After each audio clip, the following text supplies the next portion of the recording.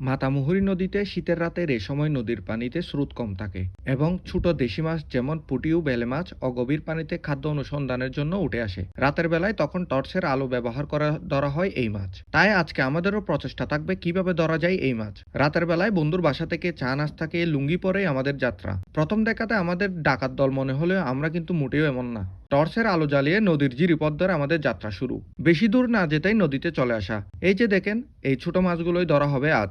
কোনো জাল নয়, কোনো ফাঁদ নয়, শুধুমাত্র এক হাতকে কাজে লাগিয়ে ধরতে হবে এই মাছ। একে তো শীতকাল, তার উপর নদীর ঠান্ডা পানি, সব মিলিয়ে রমরম অবস্থা। তারপরেও থামা যাবে না। লুঙ্গি প্যান্ট তুলেই পাড়ে দিতে হবে নদী। এই দৃশ্য দেখে নিশ্চয়ই বুঝতে পারছেন শীত কেমন। এখানে মাছ ধরার নিয়মটা হলো পানি যেদিকে নেমে যাচ্ছে তার বিপরীত দিক থেকে শুরু করা। এই যে দেখা যাচ্ছে একের পর এক ছোট বেলে মাছ। এক হাতে টর্চের আলো, অন্য হাতে মাছ ধরা। এর জন্য আপনাকে হতে হবে দক্ষ একজন। মাছ ছোট হলেও এই সময় অনেক মাছ পাওয়া যায় নদীতে। হাতের মুষ্টি দিয়ে এই মাছ ধরা মোটেও সহজ না। তারপরেও বন্ধুরা মিলে 2 ঘন্টার অপারেশনে আমরা এই মাছগুলো পেয়েছি।